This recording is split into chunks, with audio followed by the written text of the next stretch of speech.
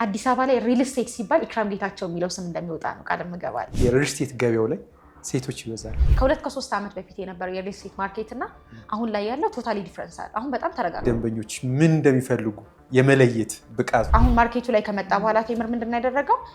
ቤትን እንደ ዳቦ ብሎ ነው የመጣው። ቤትን እንደ ዳቦ ሁላችንም ልናገኘው የሚያስችል አቅም ሁኔታም አለ ብሎ እንዴት ያስባል? አብዛኛው ቤት ገንቢ ከራሱ ጥቅምና ከራሱ ፕሮፊት አንፃር ነው ሲገነባ እንጂ ለማህበረሰቡ የሚል አይደለም።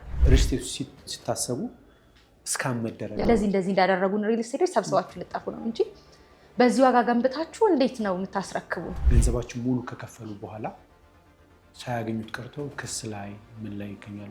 አንደር ኮንስትራክሽን ሳይት እንዴት ነው ባንክ ሊኖረው የሚችል? ማስታወቂያ ላይ ስለምሰማ ነው። ግን ገና የሚጀመሩ 10% ከፍላችሁ በ20 ዓመት 20% ከፍላችሁ እንደዚህ እናያይዛለን። ይሄ ሮንግ ነው፣ ቶታሊ ሮንግ ነው።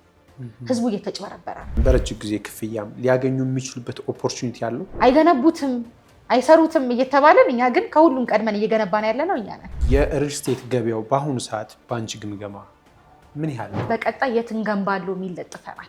ፊውቸሩ ምንድነው ካልከኝ ሰው እዚህ ቦታ ገንቡልን የሚለን ቦታ ላይ ይሄድን መገንባት።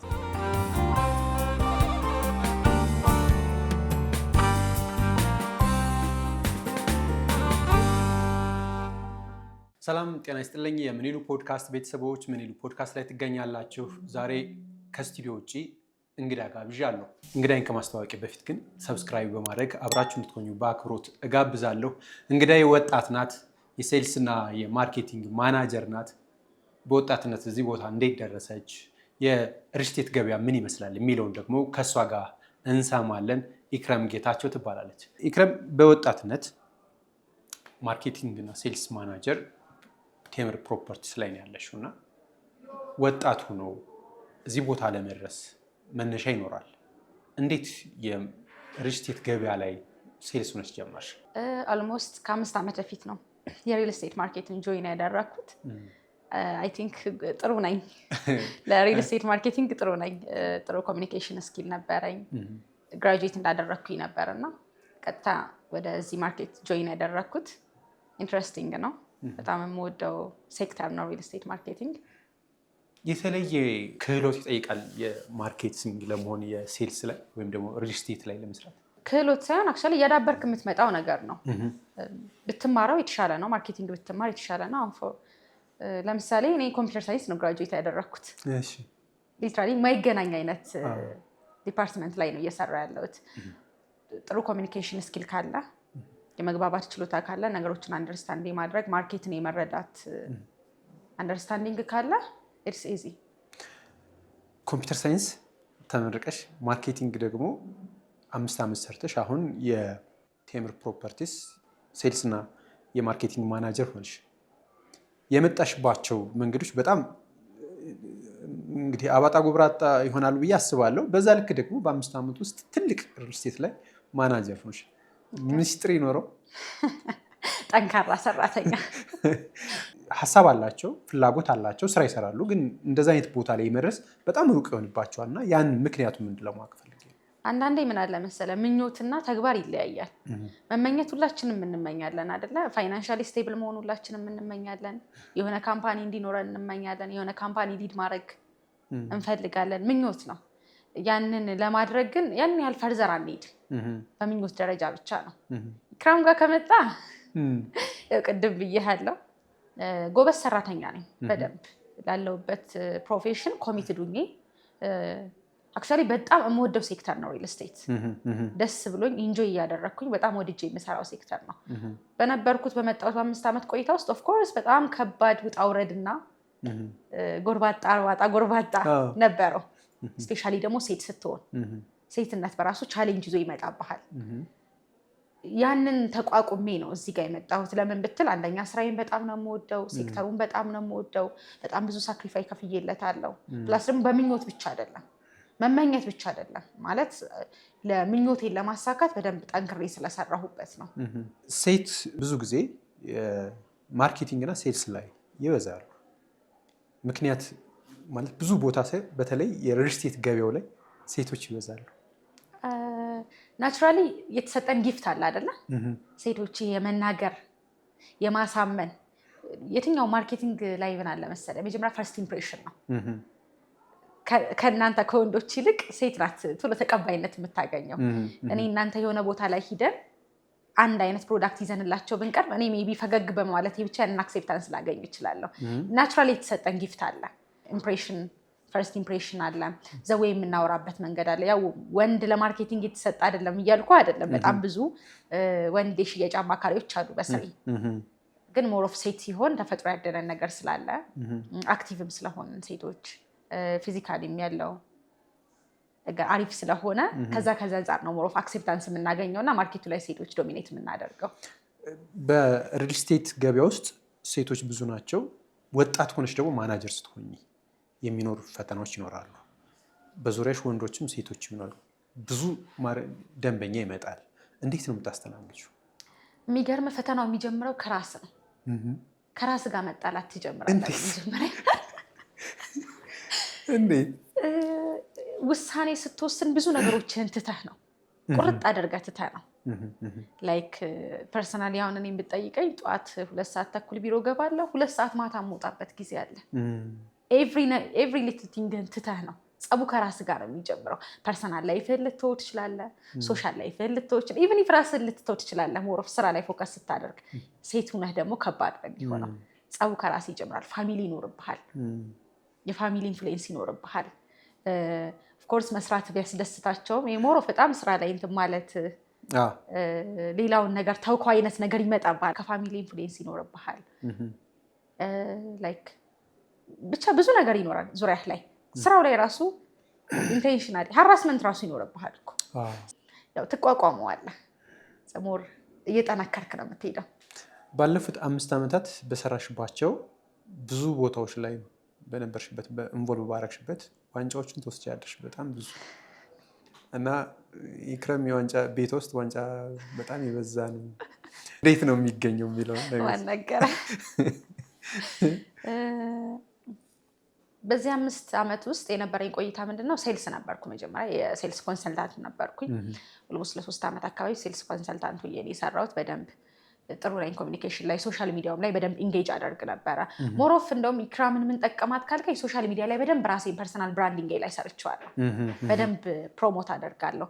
ያው እናውቀዋለን አሁን አብዛኛው ሰው ስልኩ ላይ አይደለ ያለው፣ ኢዝሊ ነገሮችን የሚያገኙት ስልክ ላይ ነው።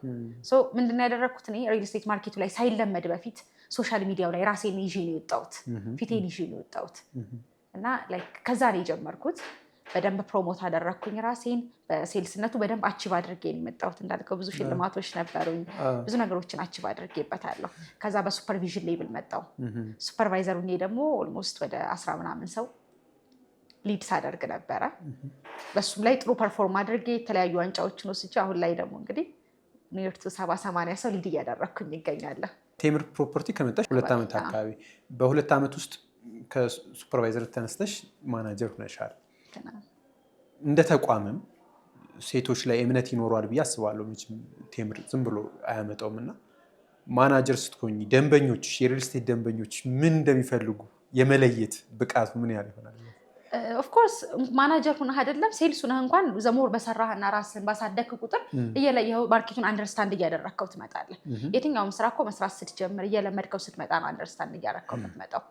ያው ማናጀር ስለሆንኩ ሳይሆን የቆየሁባቸው ጊዜያቶች ደንበኞችን አንደርስታንድ እንዳደርግ ረድቶኛል። ኖት ኦንሊ ደንበኞች፣ አሁን ከደንበኛ ማለፌ ቲም ማኔጅ ማድረጉ ላይ ነው ያለሁት።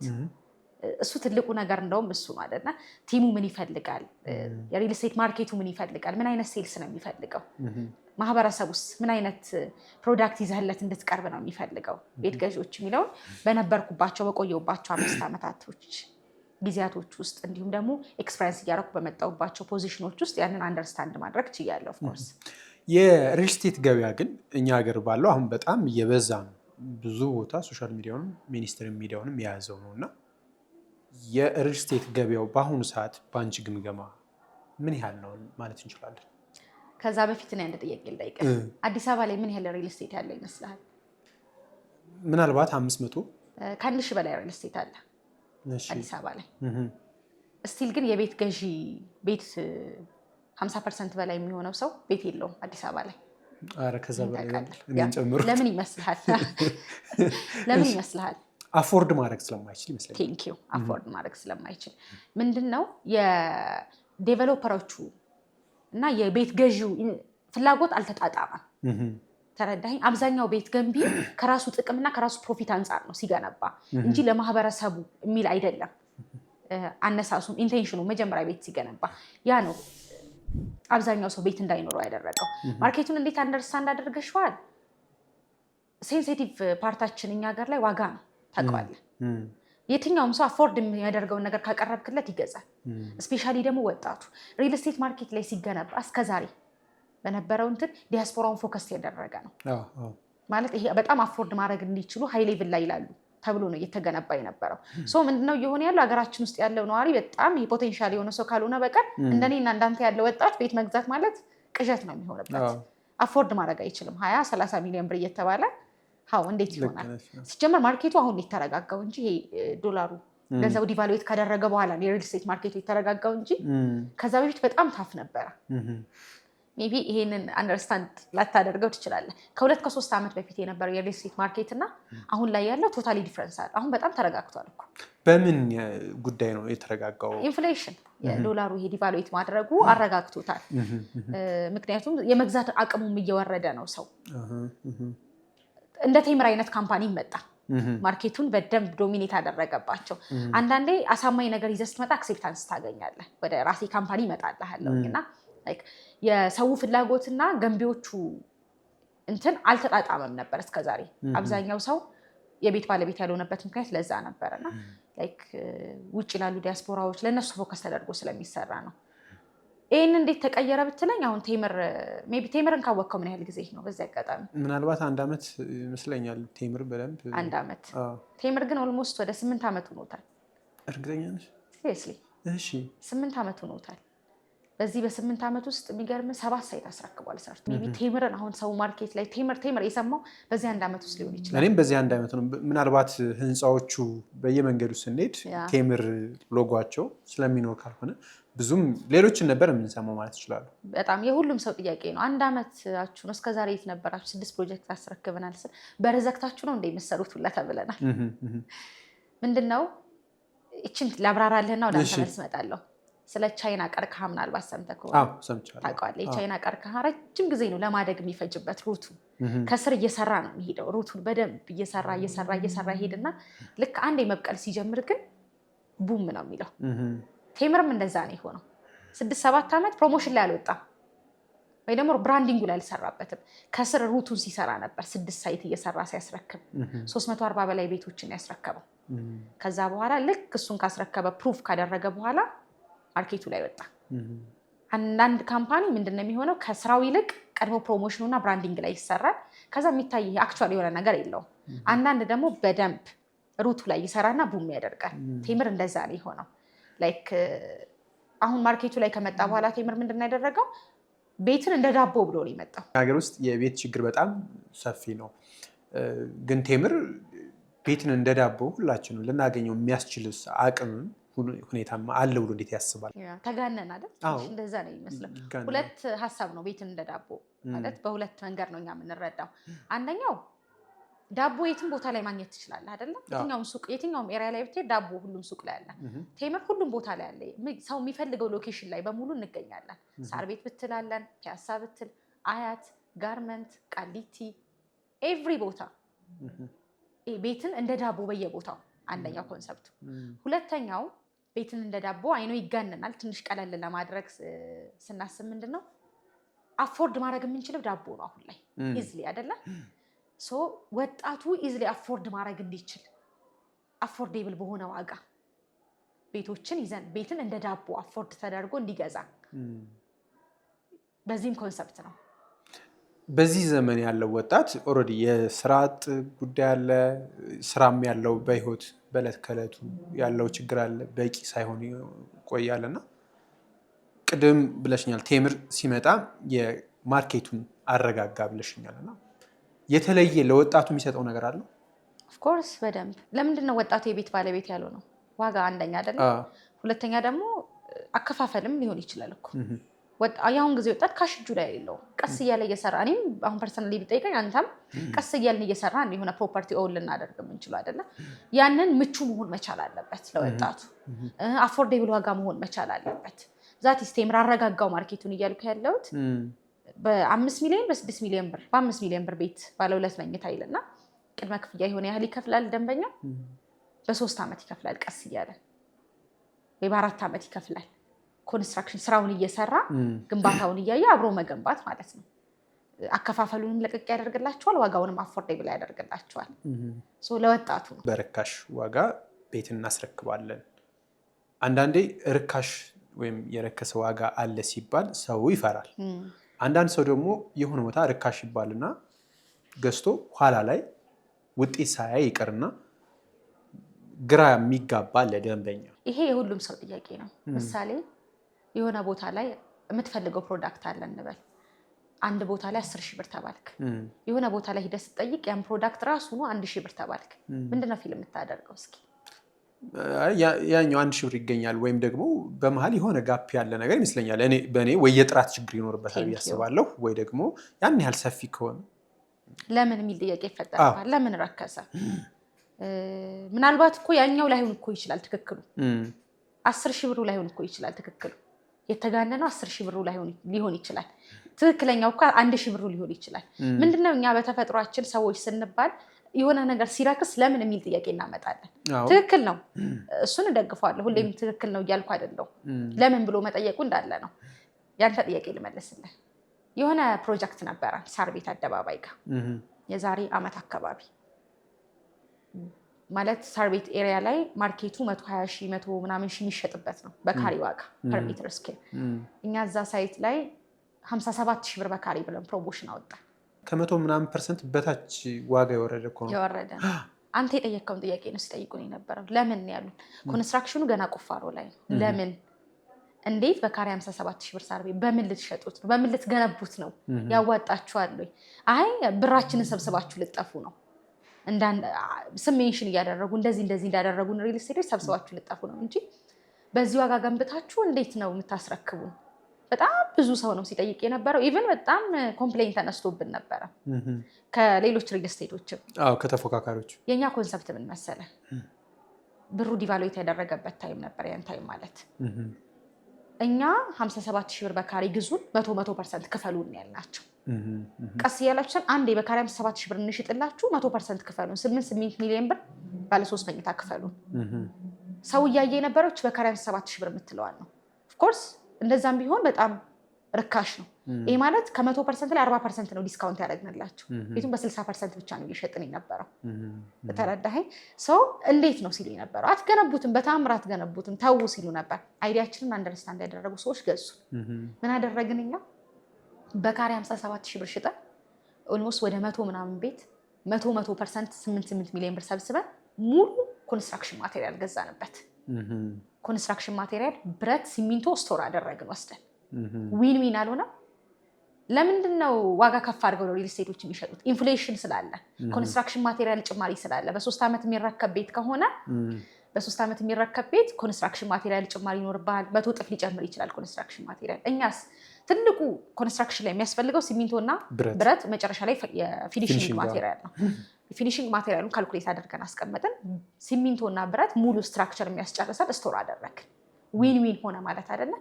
አመንክም አላመንክም በ1 ዓመት ጊዜ ውስጥ G+21 ህንፃ ስትራክቸር ጨርሰን ፓርቲሽኑን ግማሽ ደርሰናል በ1 ዓመት ውስጥ።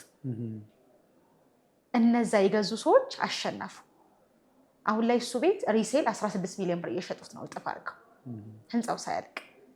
አንደርስታንድ ያላደረጉ ለምን የሚል ጥያቄ እየጠየቁን የነበሩ ሰዎች ግን ያው ሉዝ አድርገዋል። ኦፍኮርስ ለምን ብለው መጠየቃቸው ትክክል ነው፣ ትክክል አይደለም እያልኩ አይደለም።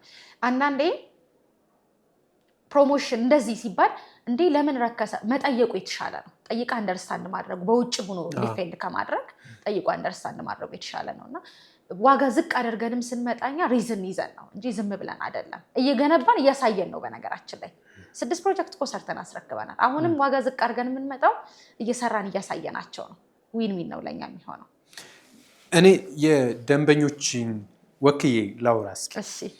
ብዙውን ጊዜ የሆነ ቤት ግንባታ ይጠይቁና ግን በተባሉበት ጊዜ አያገኙም።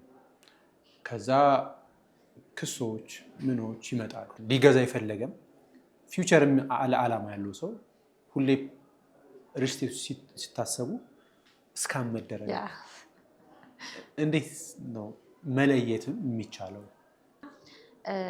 ከአንድ ሺህ በላይ ሪል ስቴት አለ። በጣም አብዛኛው ሰው ትራውማ አለበት፣ የሪል ስቴት ፍራቻ አለባቸው፣ እስካም እንደረጋለን። ለዛ እኔ አሴት ቴምርን ወክዬ ሳይሆን አጠቃላይ እንደ አንድ ሪል ስቴት ኮንሰልታንት ኢንፎርሜሽን ልስጣቸው። አንደኛ ባክግራውንዱን ይዩት። ካምፓኒው ሰርቶ ያስረከበ ነው ወይ? እኔ አዲስ ሪል ስቴት ላይ ሪስክ መውሰድ በጣም ድርጅቱ ካፒታል ከሌለው በቀር ሪስክ ይወሰድ የሚል እንትን የለኝም። ካምፓኒው ሰርቶ አስረክቧል ወይ? ሰርቶ አስረክቧል ብቻ አይደለም፣ ሲያስረክብ ጥያቄ መጥቶበታል ወይ? ማስረከቡ ብቻ አይደለም፣ ያ ያስረከበው ፕሮጀክት ላይ ኮምፕሌን መጥቶበት ነበር ወይ? ተካሶም ሊሆን ይችላል እኮ ያስረከበው። እሱን ቼክ ማድረግ መቻል አለባቸው።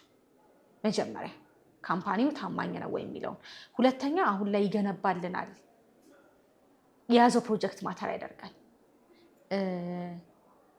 ሞሮፍኔ ምናምን አለው መሰለ ደንበኞች ራሳቸው እንዲያሳምኑ የምፈልገው 60 ሺህ 100 ሺህ ካሬ ላይ ያረፈ ቤት በ3 ዓመት ይረከባል በ4 ዓመት ይረከባል ተብሎ የሚሸጥላቸው ቤት ቶታሊ ሮንግ ነው። ከጉጉት የተነሳ ነው እንጂ ሮንግ ነው። በነገራችን ላይ ትክክል አይደለም።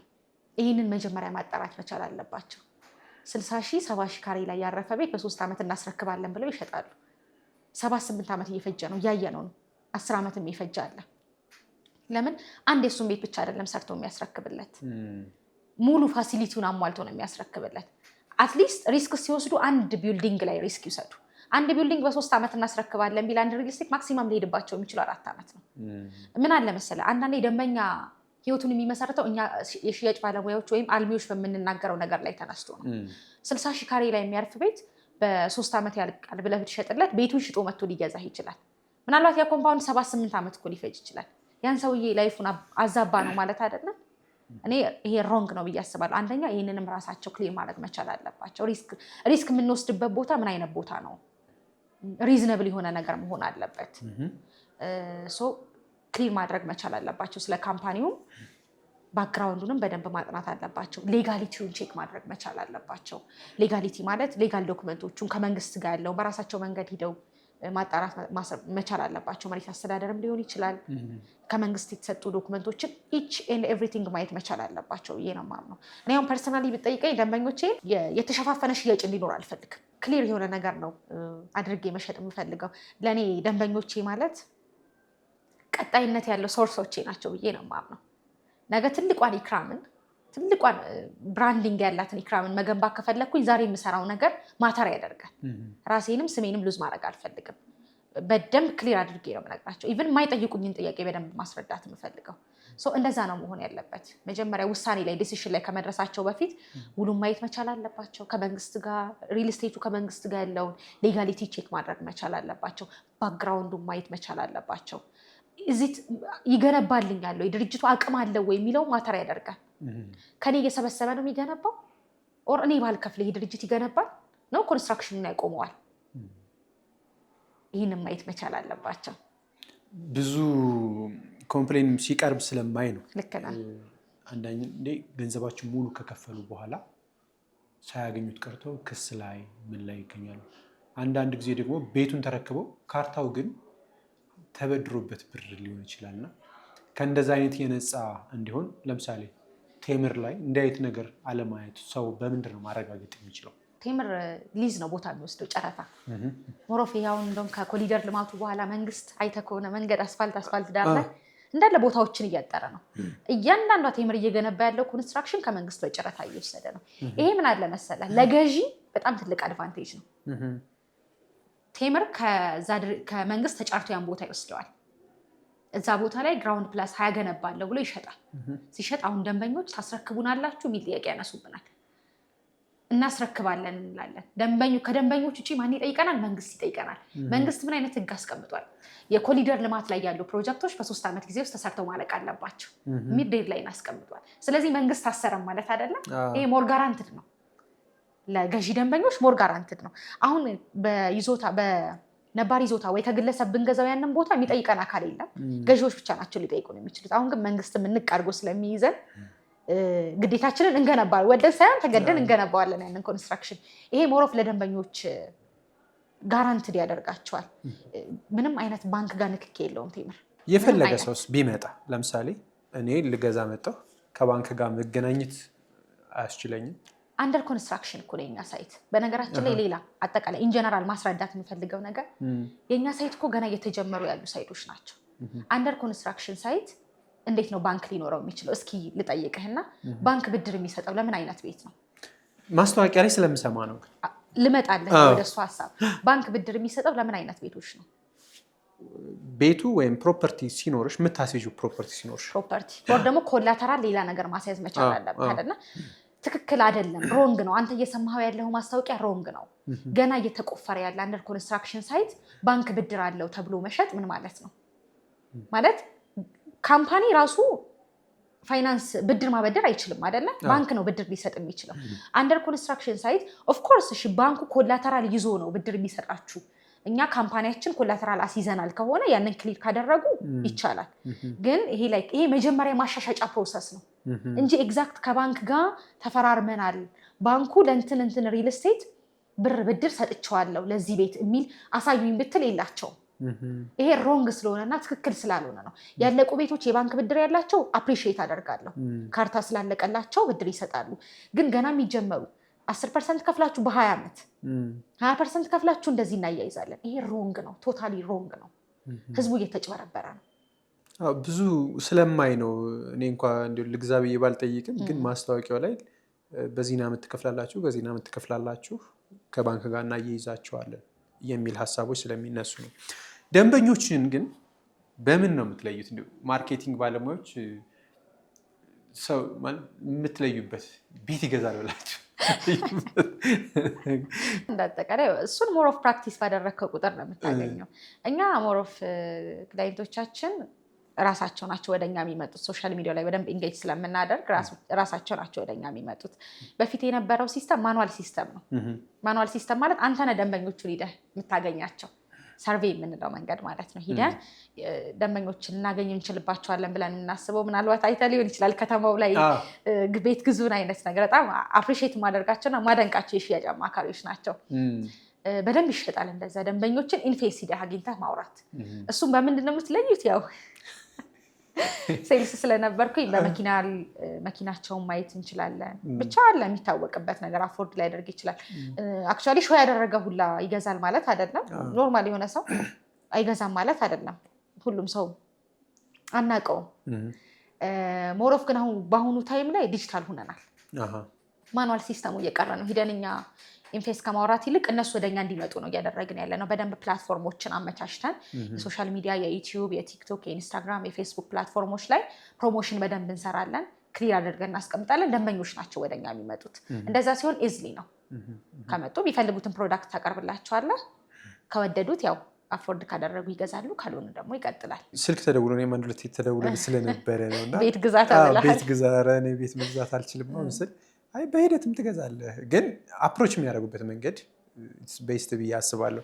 ከዛ በተጨማሪ የደንበኛ ፍላጎት አለ። ቤት የሚፈልገው ግን ጥራት ላይ ብዙ ጥያቄ ይነሳል። አንዳንዱ ሰው ዲል ሲያደርግ ችግር ሊኖር ይችላል። ለምሳሌ ፊኒሽ፣ ሰሚ ፊኒሽ እና እንደዛ የሚባሉ ፕሮሰሶች ይኖራሉ ሪልስቴት ላይ እና የጥራትን ጉዳይ ሰዎች ሲገዙ ምን አይነት ነገር ቢከተሉ ጥሩ ነው ብለሽ ታስቢያለሽ? ትረስት ላይ ባክግራውንድ እዩ እንዳልኩት ኳሊቲ ላይ ሞሮፍ ያስረከበው ካምፓኒ ያስረከበው ነገር ካለ ኢንፌስ ሂዶ ማየቱ የተሻለ ነው። ስፔሻሊ አንደር ኮንስትራክሽን ሳይት የሚገዛ ከሆነ አንደር ኮንስትራክሽን ሳይት ማለት አየር ላይ ያለ ቤት ነው የምትገዛው። ቪዥዋላይዝ አድርገህ በወይስ ሪዲ አይተህ ፍሎር ፕላን አይተህ ነው ልትገዛ የምትችለው።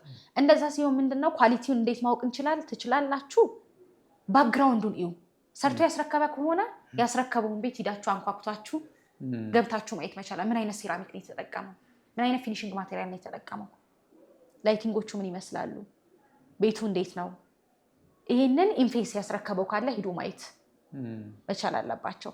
ካልሆነና አዲስ እየጀመረ ያለ ካምፓኒ ከሆነ ደግሞ በደንብ አግኝቶ ምን አይነት ኮንስትራክሽን ማቴሪያል ይጠቀማሉ፣ ምናልባት ጉላይ ላይ ገባ ስለሚችል ምን አይነት ፊኒሽንግ ማቴሪያል ይጠቀማሉ የሚለውን በደንብ ቁጭ አድርጎ ዲስከስ ማድረግ ከሽያጭ አማካሪዎች ጋር ወይም ከሚመለከተው አካል ጋር በደንብ። ሞሮፍ ግን እኔ የሚታይ ነገር ቢኖረው ካምፓኒው የተሻለ ነው። እናንተ ጋር እንደዛ ታደርጋላችሁ? ኦፍ ኮርስ ሳይት እኛ 7 ሳይት አስረክበናል። እኔ ደንበኞቼ በጣም ደስ እያለኝ ነው። በነገራችን ላይ በጣም ፕራውድ ሆኜ ነው የማሳየው ያስረከብነውን ሳይት ከኳሊቲ ከትረስት ምንም አይነት ኮምፕሌን አልመጣብንም እስከዛሬ። እኔም ልጆቼም የሽያጭ አማካሪዎቼ ደንበኛ ሲመጣ መጀመሪያ የምናደርገው ምንድነው ያስረከብነውን ሳይት ነው ወስደን የምናሳየው። በቃ ትረስት እኛ ላይ እንዲኖረው ቤቱ ነገ ምን ይመስላል የሚለውን እዛ ላይ ማየት ይችላል የተሰራው ላይ። ኦር ደግሞ ያልተሰራ አዲስ ካምፓኒ ከሆነ ደግሞ ሾሩም መስራት አለበት ብዬ ነው የማምነው። በዚህ መንገድ ነው የምሰራላችሁ የሚል ሾሩም መስራት አለበት ብዬ አምናለሁ። እንደዛ አለው እናንተ ጋር? አዎ ኦፍ ኮርስ እኛ ምንም ሾሩም አያስፈልገንም፣ የሰራ ነው አለ። አዎ ግን አንዳንድ ሰው የተሰራው ሁሌም ያው ውጤታማ ትክክል ነው ብሎ አለማሰብ ያው መጠርጠር አለ አይደለ? ግን ከሄደ በኋላ አይቶት ባይመጣልኝ እንደዚህ ባይሆን ብሎ ደግሞ ስጋት የሚገባው ሰው አለ። ያ ስጋት ከቤት ከመግዛቱም ወደኋላ ፍላጎቱንም የመገደብ ነገር ይመጣል። ጥራት ላይ በደንብ አለ፣ ሾሩም በደንብ የምናሳያቸዋለሁ። ታማኝነት ቅድም አንስተሽልኛል። ግን ሰዎች የቤት ፍላጎታቸው ምን አይነት ነው? ኢንቨስትመንት ላይ ለማድረግ ነው ወይም ደግሞ ገዝተውት እያከራዩ ኢንካም ለማግኘት መኖሪያ ነው? ብዙ ሰው ምን ላይ ነው አሁን ቤት ገዢ የሚያተኩረው? በሁለቱም ነው። አስ ኢንቨስትመንትም ለመኖሪያም ብሎ የሚገዛ ሰው አለ። እንዳልኩ እኛ ሀገር ላይ 70% የሚሆነው ማህበረሰብ ቤት የለው፣ ተከራይቶ ነው እየኖረ ያለው። ቤት አሁን ላይ ይመስለናል እንጂ ገና አልተገነባም ቤት። አሁን እኔ ፐርሰናሊ ብጠይቀኝ የቤት አቅርቦት ራሱ የለም ብዬ ነው የማምነው። አዲስ አበባ ላይ አልተመጣጠንም። የቤት አቅርቦቱና የቤት ገዢው ፍላጎት አልተመጣጠንም። ከዋጋ አንጻር እንዳልኩ አቅርቦቱም ስላለ ሞሮፍ አሁን ዲያስፖራዎች ላይ ፎከስ አደርግልህ። ዲያስፖራ አስ ኢንቨስትመንት ብሎ ነው የሚገዛው። አንድ ቀን ሙቭ አድርጌ እመጣለሁ፣ እስከዛ ወይ ገዝታውስ አደርገዋለሁኝ አከራይቸው ኢንካም የሚያመጣልኝ ሊሆን ይችላል ብሎ ነው የሚያስቡ። ባይዘ ስፔሲፊክ ቤት ንግድ ላይ የተሰማራም ሰው አለ። እውነት ከሪል ስቴቶች እየገዛ እያተረፈ የሚሸጥ ሰው አለ። እኔ ያውቃለሁ። አንድ ክላይንት የነበረ ኦልሞስት ወደ 17-18 ቤት ገዝቶኛል ከኔ። በየሳይቱ አዳዲስ ሳይት ላውንች በተደረገ ቁጥር ይገዛኛል። ለምን ብትል ይሄ ሰውዬ ጨርሶ መጨረሻ ላይ ፊኒሽንጉን ከ3-4 ዓመት በኋላ ይሸጠዋል፣ ሬንት ያደርገዋል። ሬንታሉ የበለጠ ሞር ገቢ ያመጣለታል።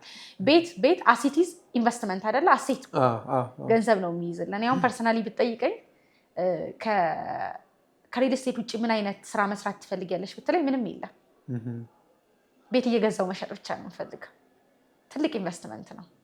ትልቅ ኢንቨስትመንት ትልልቅ ባለሀብቶች ብለህ የምትላቸው ስፔሻሊ ውጭ ሀገር ላይ እዚህ ስራ ላይ የተሰማሩት ቤት እየገዙ መሸጥ ላይ ሪተርን ኢንቨስትመንቱ ትልቅ ስለሆነ የዛሬ 3 ዓመት የነበረው ቤት 8 ሚሊዮን ብር የገዛው ቤት ዛሬ 16 ሚሊዮን 20 ሚሊዮን ብር ይሸጣል።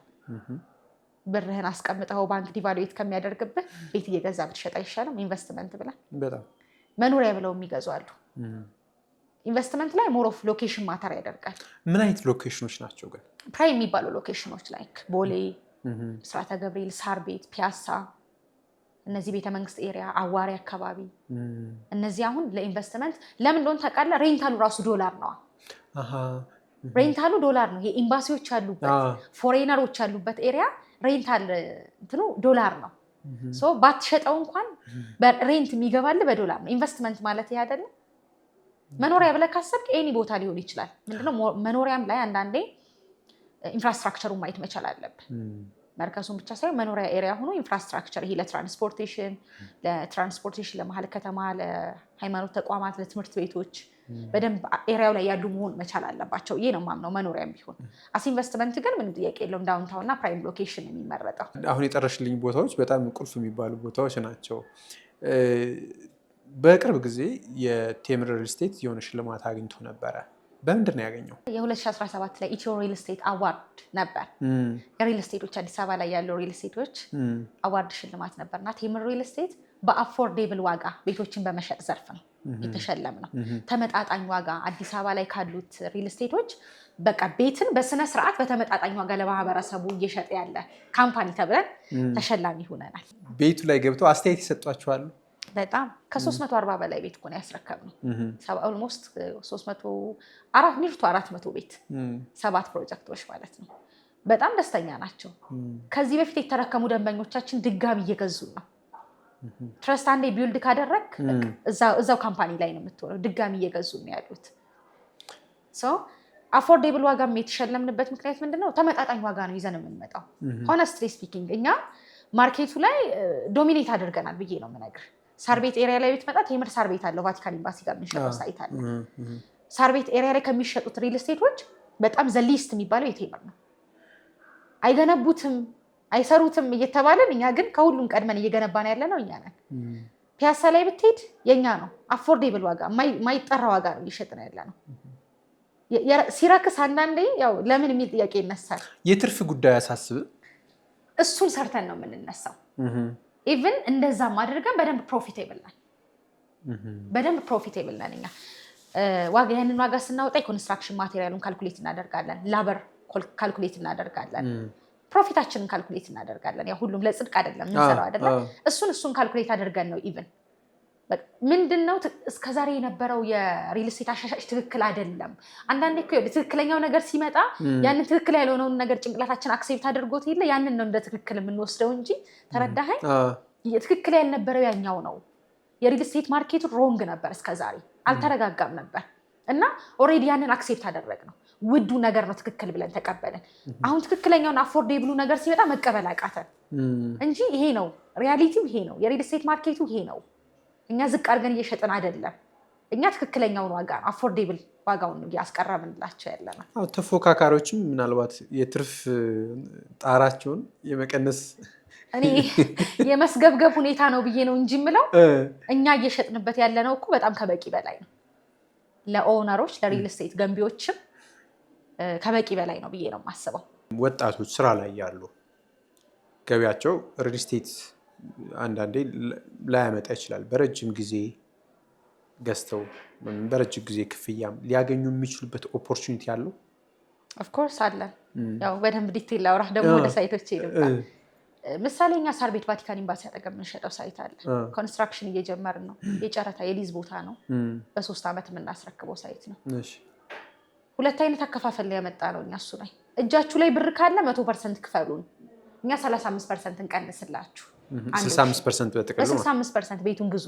አንድ ሁለተኛው ደግሞ 20% ክፈሉን፣ ቀሪውን በ3 ዓመት ክፈሉን። ቀስ እያላችሁ ዋጋ እንጨምርባችሁ ያለምንም ዋጋ ጭማሪ። ምሳሌ እሱ ላይ ባለ 2 መኝታ አለን 80 ካሬ 8.5 ነው ሙሉ ክፍያው። 8.5 8.6 ሙሉ ክፍያው። አሁን ላይ 100% ከከፈላችሁ ወደ 5.7 ሚሊዮን ብር እናወርድላችኋለን። እጁ ላይ ካሽ ያለው ሰው 5 ሚሊዮን 700 ሺህ ብር ያለው ሰው 100% ከፍሎ በቃ መግዛት ይችላል። 8.6 የነበረውን ወደ 5.7 እናወርድላችሁ። አይ አንችልም ቀስ እያለ ነው የምንከፍለው ካላችሁን ደግሞ 20% የ8.6ን 20% ክፈሉ ወደ 1.7 ሚሊዮን ብር።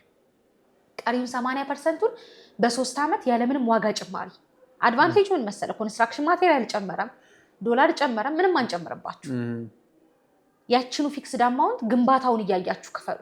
ሌላው ቴምር ምን መሰለ አድቫንቴጁ? በየወሩ ወይ በየ3 ወሩ ክፈሉኝ አይደል? ለምን ግንባታዬን እያያችሁ ክፈሉን ነው። እኛ ቁፋሮ ላይ ያለ ከገዛህን 2ኛ ፍሎር ላይ ሲደርስ ይሄን ያህል ፐርሰንት ክፈለን፣ 4ኛ ፍሎር ላይ ሲደርስ ይሄን ያህል ፐርሰንት ክፈለን፣ አብረን እንገንባ ነው። እኛ አብረን እየከፈልከን እኛ ምን ገንባ ሐሳቡ 20% ክፈሉን፣ ቀሪውን በ3 ዓመት ክፈሉን። ይሄ ባለ 2ቱ ነው። ባለ 3 ላይ ስትመጣ ትልቅ ካሬ ነው። ባለ 3ቱ በርግጥ 140 ካሬ አካባቢ ነው። 9 ሚሊዮን 900 ሺህ ብር ነው 100% ለሚከፍለን ሰው። ኖርማል ዋጋው ግን 15 ሚሊዮን ብር ነው። ካሬው ስለተለቀ ነው በነገራችን ላይ እንጂ በ7 በ8 ሚሊዮን ብር ባለ 3 መኝታ ሽጠናል። ይሄ ካሬው ትልቅ ስለሆነ ነው። 15 ሚሊዮን ብር ቅድመ ሙሉ ክፍያ ነው። 3 ሚሊዮን ብር ቅድመ ክፍያ ክፈሉን፣ ቀሪውን በ3 ዓመት ክፈሉን። ኦር ደግሞ 9 ሚሊዮን ብር ካላችሁ እጃችሁ ላይ ካሽ ክፈሉን 100%። ይሄ ያቀረብንላቸው ኦፕሽን ነው። በ3 ዓመት ነው የምናስረክባችሁ ቤቱን። ኦፕሽንም የለንም መንግስት ስለሚይዘን። ቤቶች ግንባታ ላይ ቅድም እንደነገርሽ ፕራይም የሚባሉ ቦታዎች አሉ።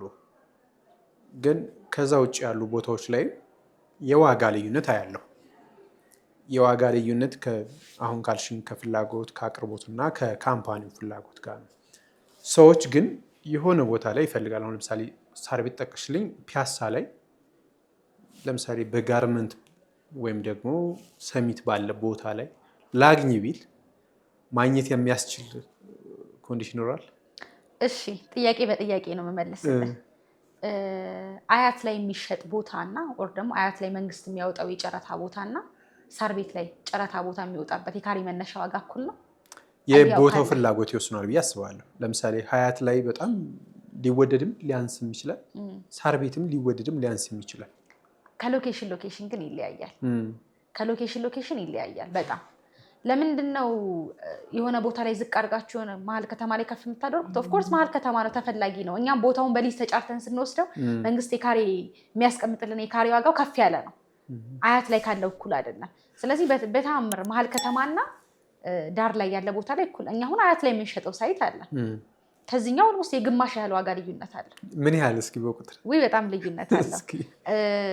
ልዩነት አለው በጣም። ሳር ቤት ላይ ስንት ነው? ሀያት ስንት ይሆናል? ኦልሞስት አያት ላይ በካሬ 60 ሺህ የምንሸጥ ከሆነ ሳር ቤት ላይ 78 ሺህ ወር 80 ሺህ ብር የ10 ምናምን ወይ 20 ሺህ ብር ዲፍረንስ ይኖረዋል። ቱማች ብዙ ነው። በየካሬ ስታስበው ብዙ ነው። ለምን ካልከን ሳር ቤት ላይ የምንጫረትበት ዋጋና አያት ላይ የምንወስድበት ዋጋ እኩል አይደለም። እኛ ሳር ቤት ምናልባት የአፍሪካ ህብረት እና ዲፕሎማቶች ስለሚቀመጡ ዲፕሎማቶች መቀመጫ ነው። አሁን ላይ ምሳሌ አሁን ያወራውህን ሳይት አሁን እየሸጥን ያልኩህን ሳይት በደንብ ስቶክ አለን እሱ ላይ። በዚህ አጋጣሚ መግዛት የሚፈልጉ ሰዎች ካሉ ቦታው ቫቲካን ኤምባሲ ኤሪያ ላይ ነው። ኢንዶኔዥያ ኤምባሲ አለ፣ ካናዳ ኤምባሲ አለ አቅራቢያው ላይ። ሲልክ ሮድ ሆስፒታል ፊት ለፊቱ አለ፣ ጊብሰን ስኩል አለ፣ አባደር መስጂድ ፊት ለፊቱ አለ፣ ከፍ ስትል አቦ ቤተክርስቲያን አለ። ኤሪያውን ማን ነው የሚፈልገው ካልከኝ ዲፕሎማቶች፣ ይሄ ፎሬነሮች ይፈልጉታል። አፍሪካ ህብረት ዋና መቀመጫው የት ነው? ሳር ቤት ዝቅ ብሎ። ቦታው በምንድን ነው የሚከራየው? በዶላር። አመንክም አላመንክ $2,000 በላይ ነው ሬንት የሚደረገው እዛ ኤሪያ ላይ አፓርትመንት ቤት። ተፈላጊ ነው በጣም። ለእኔ አሁን ፐርሰናሊ ከጠየቀኝ ከሳር ቤት ውጭ ለእኔ ፕራይም የምለው ሎኬሽን የለም። የመጀመሪያው ሳር ቤት። ለእኔ ሳር ቤት እና ብስራተ ገብርኤል የመጀመሪያ እኔ ራሴ ብኖርበት ብዬ ዊሽ የማደርገው ኤሪያ ነው ሳር ቤት እና ብስራተ ገብርኤል። እዚህ ላይ አሁን ማወራ ሳይት ላይ በ5,400,000 ብር ካሽ ገፍሎ አሁን አንድ ደንበኛ ባለ 2 መኝታ አፓርትመንት ቢገዛ ከ3 ከ4 ዓመት በኋላ 20 ሚሊዮን ብር ይሸጠዋል። ይህንን ቤት ባይሸጠው እንኳን ዶላር ሬንቱ በአጭር ጊዜ ውስጥ ይመልስለታል። በዶላር ስለሆነ ሬንቱ ተፈላጊ ስለሚሆን ማለት ነው። በ3 ዓመት የሚያልቅ ፕሮጀክት ስለሆነ ነው። 5 ዓመት ስትኖሩ ሪል ስቴት ላይ ከመጀመሪያዋ እስካሁን ያለውን ፕሮሰስ ታውቂዋለሽ ብዬ አስባለሁ። ማርኬቱ ምን አይነት ለውጥ አለው? ከተቋም ከካምፓኒ ምን አይነት የአሰራር ሂደት አለ? በነገራችን ላይ ቴምር አይደለም የሰራሁት 5 ዓመት ሙሉ። ገብቶኛል። ከዛ በፊት ከነበረው በደንብ ራሴን ያሳደግኩበት ካምፓኒ ነው። የመጀመሪያ ድርጅቴ ነው። ከዚህ በፊት የነበርኩበት ድርጅት በጣም ነው የማመሰግናቸው። በዚህ አጋጣሚ ራስን እያሳደግክበት ትሄዳለህ። በደንብ ከካምፓኒ ብዙ ነገሮች እየተማርክ ትሄዳለህ። ከዴቨሎፐር ይለያያል፣ ከካምፓኒ ይለያያል፣ ከፖዚሽን ራስን እያሳደግክ ስትመጣ ይለያያል። እንደ ኢክራም በደንብ ብዙ ነገሮችን ተምሬበታለሁ። ፋይናንሻሊ ራሴን ስቴብል አድርጌበታለሁ። በጣም ነው ይህን ስራ የምወደው። በጣም ያን ያህልም ማቹርድ አድርጎኛል። ይሄ ስራ አንደርስታንዲንግን እንዳሰፋ አድርጎኛል። በተወሰነ መልኩ ሪል ስቴት ማርኬቱን አንደርስታንድ እንዳደርግ ረድቶኛል። እና 5 ዓመት ቆይታዬ ጥሩ ነበር። በደንብ በተለይ ከካምፓኒ ብዙ ነገር ተምሬያለሁ። በፊት የነበርኩበት ካምፓኒ የወሰድኩት ኳሊቲ አለ፣ ቢስተካከል ብዬ የምላቸው ነገሮች ነበሩ። ከማናጀሮች የወሰድኩት ነገር አለ። እዚኛው ካምፓኒ ጋር ስትመጣ ከቴምር የወሰድኳቸው ብዙ ነገሮች አሉ።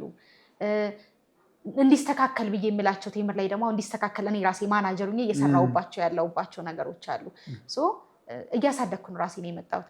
በዚህ አጋጣሚ ፎር ሹር የምነግርህ ነገር ከ5 ዓመት በኋላ አክቹዋሊ 5 ዓመት የማይደርስ ከሆነ ዓመት በኋላ አዲስ አበባ ላይ ሪል ስቴት ሲባል ኢክራም ጌታቸው የሚለው ስም እንደሚወጣ ነው ቃል እገባለሁ። ተስፋ አደርጋለሁ።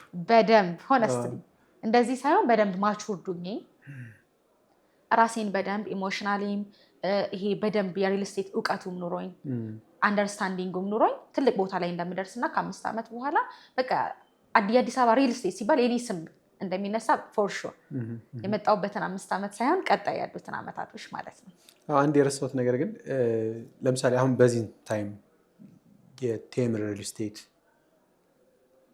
መነሻው በብዙ ጉዳዮች ሊሆኑ ይችላሉ። ግን ከመነሻው እስከ አሁን ያለበት ነገር ታውቂዋለሽ ብዬ አስባለሁ። እንዴት ተነስቶ እዚህ እንደደረሰና ፊውቸሩ ምንድን ነው ማለት እንችላለን? ፊውቸሩ እንግዲህ እንዳልኩ ቅድም ሜቢ ሊጀምርልህና ሁሉም ሳይቶቻችን ላይ አይተህ ከሆነ በቀጣይ የት እንገንባሉ የሚል ለጥፈናል። ፊውቸሩ ምንድን ነው ካልከኝ ሰው እዚህ ቦታ ገንቡልን የሚለን ቦታ ላይ የሄድን መገንባት ነው የኛ ዓላማ። ተደራሽ መሆን አዲስ አበባ ላይ ሰው ቤት እንዲኖረው የሚፈልግበት ቦታ ላይ ኤሪያ ላይ በሙሉ ተደራሽ መሆን ነው። ኦልሞስት አሁን በጣም ብዙ የምንለቃቸው አፕካሚንግ ፕሮጀክቶች አሉ አዲስ አበባ ላይ በ4ቱም ሳይድ ሁሉም ሎኬሽን ላይ መገኘት። ቤትን እንደ ዳቦ በሁለት ኮንሰፕት እኮ ነው ቤትን እንደ ዳቦ በየቦታው ቴምር እንዲኖር እና በጣም ህዝቡ ጋር በአፎርዴብል ዋጋ ተደራሽ ለመሆን ብዙ ሺህ ቤቶችን የመገንባት እቅድ ላይ ያለን በዚህ 5 ዓመታት ውስጥ ማለት ነው። በዚህ 5 ዓመታት ውስጥ አሁንም በጣም ብዙ የምንሸጣቸው ፕሮጀክቶች አሉ። የት አለ አሁን በዚህ ሰዓት? የሳር ቤቱ ያው አንደኛው የጠቀስኩልህ ነው። ሁለተኛው አዋሪ ቤተመንግስቱ ጋር ቤተመንግስት ኤሪያ ላይ መኖር አዋጭ ነው። ቤተመንግስት ጀርባ ጥበቃው ምራስ አሪፍ ለፕራይቬሲ የሚገርም አለን እዛ ጋር ቤተመንግስት ኤሪያ ላይ አለን። አሁን እየሸጥን ያለ ነው አዋሪ ሳይታችን ላይ የሚገርም ሎኬሽን ነው። ቤተመንግስት ኤሪያ ላይ መኖር ጥቅምም አለው። ያው ሰው ሴኩርድ ነሽ? ሴኩርድ ነው በጣም በተለይ ከውጭ ሀገር ለሚመጡ ሰዎች ፎሬነሮች ምናምን ሴፍ ነው ይፈልጉታል ያንን ኤሪያ። ለፕራይቬሲም አሪፍ ነው። ፓርኩን በቅርብ ርቀት ላይ ያለው ፍሬንድሺፕ ፓርክ ጊዜ ላሳለፍ ብትል እዛ ላይ አሁን አለን ባለ 2ም ባለ 3ም 80 ካሬ አሁን ባለ 2 መኝታ ባለ 1 መኝታ አለን 80 ካሬ 5.4 ሚሊዮን ብር ነው ሙሉ ክፍያው። ባለ 3 መኝታ ደግሞ አለን 121 ካሬ ኦልሞስት ወደ 8.5 ሚሊዮን ብር ነው ሙሉ ክፍያው። 100% የሚከፍሉን ከሆነ ቀስ እያሉ የሚከፍሉ ደግሞ ከሆነ ሌላ ዋጋና ሌላ ያከፋፈላለው። እሱም የ3 ዓመት ፕሮጀክት ነው። አስፋልት ዳር ላይ ነው የሚገኘው። ኮሪደር ልማቱ አንዱ ፕሮጀክታችን ነው። በ3 ዓመት ዴሊቨር የምናደርገው ነው። ሌላኛው ሳይታችን የንግድ ሱቆች የንግድ ሱቅ ገላንን ታውቀዋለህ? ገላን አውቀዋለሁ። ገላን አለን። ገላን ኤሪያ ወደ ቃሊቲ የሚወስደው መንገድ ላይ የንግድ ሱቆች አሉን። አሪፍ የንግድ ሱቆች ላይ ከ2 ሚሊዮን 500 ሺህ ብር ጀምሮ ያ ኤሪያ እንደውም ሰው በደንብ ኖቲስ አላደረገውም። የሃይዌይ መውጫ አይደለም በጣም ይሄ ብዙ የጅቡቲ ሹፌሮች አሉ። ብዙ እንደውም ስለሱ ዲቴል ላውራ። እሱ ሳይት ማለት ግራውንድ ፕላስ 7 ነው የምንገነባው። እዛ ላይ ሙሉ በሙሉ ኮሜርሻል ነው የንግድ ሱቅ ማለት ነው። እስከ 4 የንግድ ሱቅ አድርገን ነው 5 6 7 ጌም ዞን ያደረግነው። ጌም ዞን የድርጅቱ ማለት ነው። አልተለመደም ይሄ ብዙ ጊዜ ጌም ዞን አንዳንድ ሞሎች ላይ ነው ያለው፣ ውስን ቦታዎች ላይ ነው። ቴምር አሁን በትልቁ እዛ ላይ ጌም ዞኖችን ለመገንባት ነው። ከዛ ውጭ ደግሞ አሁን አገር ውስጥ ተፈቅደው የለ ብራንዲንግ ያላቸው ይሄ ልክ እንደ KFC ማክዶናልድ እነሱን ሲገቡ እዛ ህንፃ ላይ መቀበል እንደዛ ነው የቴምር ፕላን። እዛ ላይ ሱቅ የሚገዛ ሰው ሱቁን ከነገቢያው ነው የሚገዛው። አንደኛ የራሳችን ጌም ዞን ይኖረናል። ሁለተኛ ደግሞ ትልልቅ ካምፓኒዎችን የማስገባት እቅድም አለው ቴምር። የንግድ ሱቆች ናቸው። ላይክ ምሳሌ ግራውንድ ፍሎር ላይ ከ4 ሚሊዮን 300 ሺህ ብር ሙሉ ክፍያ ጀምሯል። ግራውንድ ላይ የመጀመሪያው ፍሎር ላይ 1.3 ሚሊዮን ብር 1.8 ሚሊዮን ብር ከፍለው የሚገዙት። አንደኛ ፍሎር ላይ ከ3 ሚሊዮን 200 ሺህ ብር ሙሉ ክፍያ ጀምሯል። ቅድመ ክፍያው 1 ሚሊዮን 200 ሺህ ብር። ሁለተኛ ፍሎር ላይ ከ2 ሚሊዮን 600 ሺህ ብር ሙሉ ክፍያ ጀምሯል። ቅድመ ክፍያው 600 ሺህ ብር ነው። ሁለተኛ ፍሎር ላይ 2 ሚሊዮን 800 ሺህ ብር ቅድመ ክፍያው 800 ሺህ ብር ነው። ሶስተኛ ፍሎር ላይ ሙሉ ክፍያው 2.6 ሚሊዮን ብር ቅድመ ክፍያው 600 ሺህ ብር ነው። አራተኛ ፍሎር ላይ ደግሞ ከ2.5 ሚሊዮን ብር ጀምሮ ይሆንና ከ500 ሺህ ብር ቅድመ ክፍያ ጀምሮ ማለት ነው። ከ2.5 ሚሊዮን ብር ጀምሮ የንግድ ሱቅ እዛ ላይ መግዛት ይችላሉ። በ2 ዓመት የሚረከብ የንግድ ሱቅ ነው። ለሁሉም ነገር ይሆናል። ለቢዩቲ ሳሎን፣ ለቡቲኮች፣ ለጆለሪ ቤቶች ሁሉንም ነገር እንነግድበት። ለሆቴል፣ ለሬስቶራንት የሚሆን ነውና ላይክ አዋጭ ቦታ ነው። ሪልስቴቶች አብዛኛው እንደዚህ አይነት ነገር ኮሜርሻል ብዙም አልተለመደም። ምናልባት የሆነ እስከሆነ በኋላ እስከ 3-4 ያደረጉና ከዛ በኋላ አፓርታማ ነው ሚክስድ ዩዝ ስለሚያደርጉት ብዙ ጊዜ ሚክስድ ዩዝ። እኛ ከዚህ በፊትም ፒያሳ ላይ እየሸጥነው የንግድ ሱቅ አለ። ፒያሳ ጊዮርጊስ አደባባይ አድዋ 00 ከዛ ጋር አሁን G+5 ኮሜርሻል ብቻ ነው። በነገራችን ላይ አፓርትመንቶቻችን መኖሪያ ብቻ ናቸው። ከታች ሱቅ ምናምን መኖሪያ ብቻ ወይ እስከ 2ኛ ፍሎር ፓርኪንግ ካር ሊፍት እናደርጋቸውና ከዛ በኋላ መኖሪያ ብቻ ነው እንጂ ምንም አይነት ኮሜርሻል ሚክስድ ዩዝ አፓርትመንት አንገነባም። ኮሜርሻል የንግድ ሱቅ ሲሆን ለብቻ ራሱን ችሎ የንግድ ሱቅ ነው የምናደርገው። አፓርትመንት ሲሆን ደግሞ ለብቻው አፓርትመንት ነው የምናደርገው። ጥቅም አለው ኦፍ ኮርስ። ማለት ለምሳሌ አንዳንድ ሰው ሚክስድ ንግድም ምንም ባለበት አካባቢ ዘው አቅራቢያ መሆን የሚፈልግ ስለሚኖር እንደውም ዲስአድቫንቴጅ ወረስት ነው። ለምን ንግድ ድምፁ ሊኖር ይችላል። መኖሪያ ሲሆን በቃ እንትን መሆን ሴኩርድ መሆን አለበት ብዬ ነው የማምነው። ይሄ ኖይዝ የሌለበት ድምፅ ጫጫታ የሌለበት መሆን አለበት ብዬ ነው የማምነው። ኮሜርሻል እስከ 3 እስከ 4ኛ ፍሎር ብታደርግ ሬስቶራንት ሊኖር ይችላል፣ እዛ ላይ ካፌ ሊኖር ይችላል። አታውቀውም ምን ሊከፈትበት እንደሚችል። ከላይ አፓርትመንት አድርጋ እኔ ናት ጉድ ብዬ ስለማምን ነው። አትሊስት ሬዚደንሻል ብቻ መሆን አለበት ብዬ ነው የማምነው። ኢክረም እኔ ጨርሻለሁ። ሀሳቦቼ ማንሳት አለብኝ ሳላነሳው ቀረሁ የምትይው ካለ እድሉ ልስጥ። አክቹዋሊ እኔም ጨርሻለሁኝ። በዚህ አጋጣሚ ቤት መግዛት የሚፈልጉ ተመልካቾች ካሉ ቴምር ሪል ስቴት ላይ በጣም ታማኝ ካምፓኒ ነው። ከዚህ በፊት ጥሩ ባክግራውንድ ያለው ካምፓኒ ነው። በሀገር ውጭም በሀገር ውስጥም ያላችሁ ይህን ቪዲዮ የምትከታተሉ ያው ሳር ቤት ላይ ከ5,700,000 ብር ሙሉ ክፍያ ጀምሮ አፓርትመንት ቤቶችን እየሸጥን ነው። አዋሪ ላይ ከ5,400,000 ብር ሙሉ ክፍያ ጀምሮ እንዲሁም አፓርትመንቶችን እየሸጥን ነው። ገላን ላይ ደግሞ ከ2,500,000 ብር ሙሉ ክፍያ ጀምሮ የንግድ ሱቆችን እየሸጥን ነው። ኮንታክት ልታደርጉንና መግዛት ትችላላችሁ። ይሄ ነው መጨረሻ ላይ የማስተላለፈው። በጣም አመሰግናለሁ። እኔም የሆነ ሂንቶችን አግኝቻለሁ ስለ ማርኬቲንግ እና ሴልስ። አንደርስታንድ አድርጌያለሁ። ስለዚህ ከባለሙያ ጋር ቁጭ ብዬ ያወራሁበት ጊዜ ስለሌለኝ፣ በዛ ላይ ደግሞ ወጣት የትልቅ ካምፓኒ ማናጀር ጋር ጥሩ እውቀት ካላት ጋር ማገናኘቴ በጣም ደስ ይለኛል። ለነበረን ቆይታ በጣም አመሰግናለሁ። እኔም አመሰግናለሁ በጣም በቴምር ሪል ስቴት ስም እጅግ ላቅ ያለ ምስጋና ማቅረብ ፈልጋለሁ። እኔም አመሰግናለሁ።